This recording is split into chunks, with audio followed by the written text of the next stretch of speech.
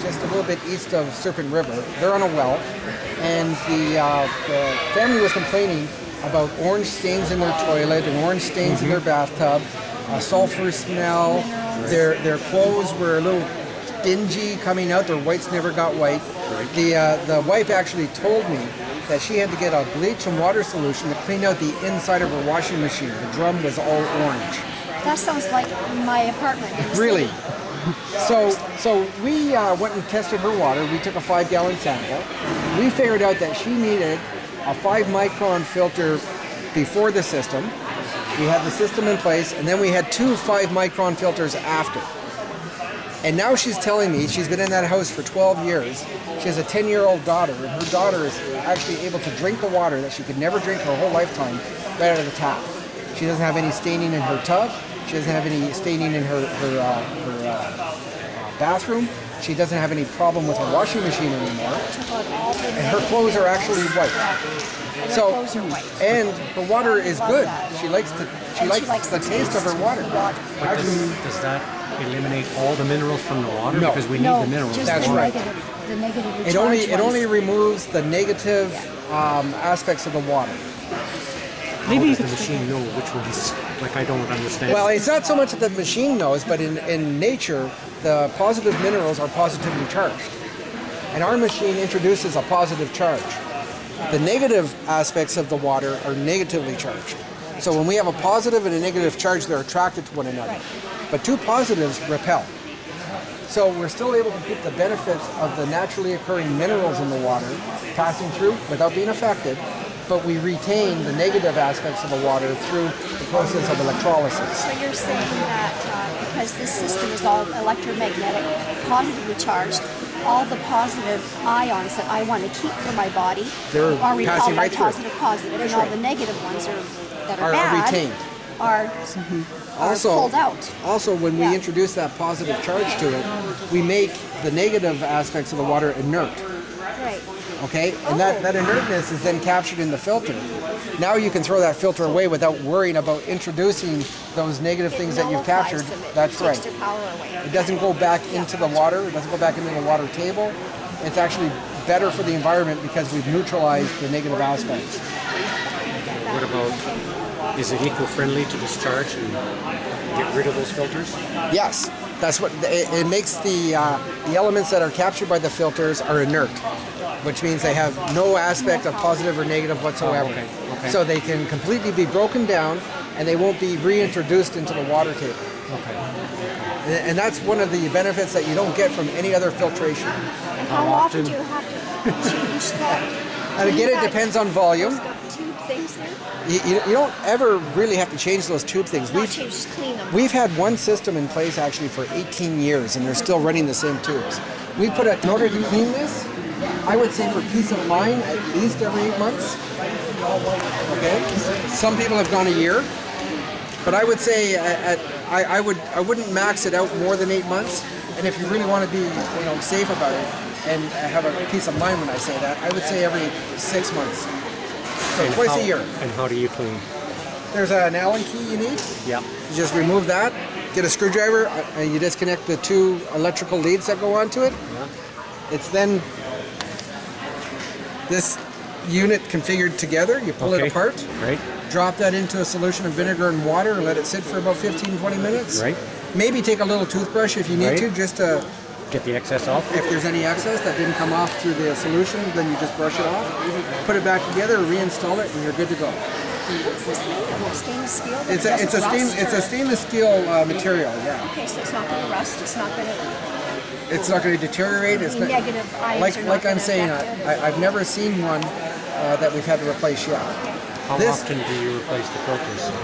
Again, it depends on volume and the type of source water you have. Okay. But these filters could be replaced every 4, 8, 9 months, 10 months. Depends on your use. Yeah. What about a bit? Well water. Like we were talking about that. Right. It just depends on where. It depends on your source. On our source. That's right. Okay. And what is the content of the source well? Right. Okay. Before we do any install, we always get a sample just to see what we're dealing with, because we want to set a system up that's going to address your issue. I don't have a cut and paste unit that I can go put into everybody. For that person. That's right. Very well. That's right. What works for you in a well, your neighbor might be on surface well. It may not work for them. So we'd have to configure a system for them. So what if someone like myself decided to buy this kind of unit for my apartment, and then I build my fancy dancy cabin out in Deborah? Can I transfer that to my? It depends on the volume. Okay. Yeah. Can it be uninstalled? Oh, absolutely. What we do to install this is most households have copper piping in already. Mm-hmm. We make a cut into the inlet. We use what's called a shark pipe, which is just a press-on connector, and then we use what they call PEX tubing. And that tubing is kind of made of this material. Mm-hmm. We use that with shark pipe material to put our system in place, and then we hook back into the copper tube again with another shark pipe connector. So if you want to remove it, you just disconnect the two shark pipes, then you put another piece of PEX in where the copper used to be, and you're back to normal in your household, and this can be moved to wherever it is you have to take it. If it has to be, yeah. If you wanted to invest in that. It actually increases the volume of resale. Oh, of your... of whatever, whether it's a condominium or an apartment or a home. All right. I see. A system like this one? The under-the-counter system is about $4,200. The whole house point of entry system is about $9,500. Now, we've done comparison to other systems that people have installed in their homes. When we look at a reverse osmosis system, over the span of 10 years, it's about a $30,000 investment. If you look at an infra or an ultraviolet system over the span of 10 years, it's about a $28,000 investment. Our system, over 10 years, is about $12,500 in total.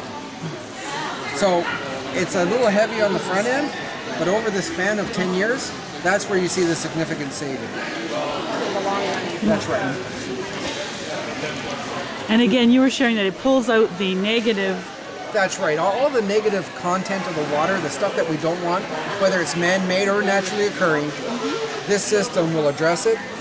It will ionize it so that the negative particles are attracted to the positive ionized particles that we put in there. And then either it's captured on the anode-cathode setup, or because it's physically larger now, simple filtration is able to capture it. You don't need a 1 micron absolute filter, which is really expensive. You can get an over-the-counter 5 micron NSF filter, either at Home Hardware, Canadian Tire. It's very simple to get. And you can get the filter you like, too. Whether you like a paper filter. It's not a new process. You know, electrolysis has been around since the early 1900s. But because chlorine was so much cheaper, that's the option they went with. So they've used chlorine widespread now because it's easy to dump chlorine into water at a measured amount and kill any bacteria in there that might give you a stomach issue today. But they really haven't come clean with what's the long-term effect of that chlorine in your body for 20 or 40 or 60 years. And chlorine is negatively charged, right? What about fluoride? Is that positively charged or negative? That's a negative charge. Just checking. Oh, how interesting. Good question. Okay. So those things that we Which introduce. they also put in our water, but not here in Sault Ste. Marie. No, we don't have it here. But we do have an office in Sioux, Michigan, and that's what people are telling us there. I want that fluoride out of there. And they're really upset because they're paying taxes to put the fluoride in. And then they're coming to me and paying to buy a system to take the fluoride out. So they're double dipping. Well, they're paying the taxes on one end, and then they're paying but you they don't as well. want to But pay they the don't want taxes. it. But you they have got to. to. You're part of the system. That's right. The system. Okay. And then in that's very Flint, Michigan, they have a huge issue because they changed their source of water. They went from a lake to a river, and in that river is where they were dumping all of the waste from their manufacturing plants that they had in there. So they were introducing that water into their distribution system, and it was basically eating the pipes from the inside out. It was full of lead, and it was contaminating all the water that people were drinking. So this would have solved the Love Canal, Aaron Brockovich type thing, wouldn't it? Actually, it did. Actually, it did. Wow. We actually have a reference to that here. I believe it. That it wasn't her in particular. No, but those two. But it was those two little counties were involved. hexavalent chromium 6 is what she had to deal with down there. Yeah. And ESIL removed it to a non-detect level. Interesting. So this community in Chapleau, they had an option with their THM and HAA issue.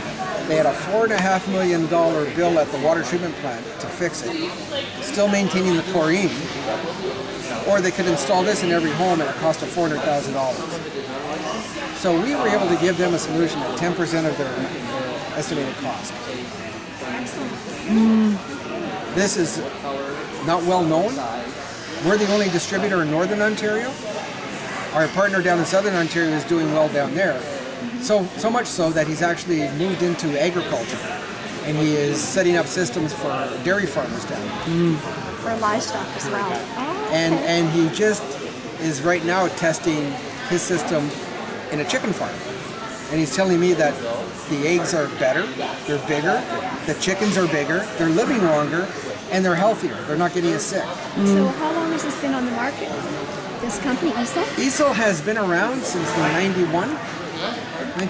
So if anybody wanted to buy stock market shares, this is going to go up. Well, we got to go public first, right? But as it stands right now, the inventor, Brian Cook, he's looking at getting out of the system. He's looking to retire it. You know, yeah, he patented this system, I believe, in '89. Oh, interesting. So he's looking to move out of it. That's why he's looking for distributors. So, which is where you come in. That's right. Actually, it's my uncle who owns the company, and he's got the distribution rights for Northern Ontario and for the First Nation communities in there. Very nice. I noticed that it is called Cree North. Yeah. So he has an indigenous, or he has a First Nation connection? Very nice. So if I wanted to take the best piece of information, I should just grab one of those brochures right there. Yeah, you can grab one of these. And I don't need the, or do I need the card? I'll give you the card too. Okay, well thank you. Very interesting. Brian, I'm Brian. Okay, not Brian Cook. So Not Brian Cook. another Brian. There's 3 Brians at the plant in Southern Ontario. I make number 4.